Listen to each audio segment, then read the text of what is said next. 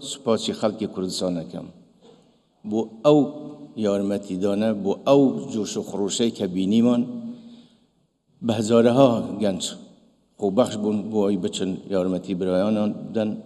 و سپاسی همو او دامو دزگانه دکم که با چون بو هاوکاری برایان و خدمتیان پیشکش کردن و به تایبتی لیره دمدموی سپاسی که به پایانی دستگاه خیرخواهی بارزانی بکم و سپاسی وزارتی تندرستی حریم کردستانیش بکم که توانیان خدمتی که زور پیشکش بکن به برایان روژاوا. من امیدوارم او یکیتیه که بینیمان لسر آستی نتوایی اما ایتر ببیت اساسک بو همو بو دهاتو بو همو رداوی که کلمه و داشت اگر رد اما نبی بیر لشام کینوا بلام لهمان کاتیج دا اما زوری زوردارانش قبول ناکن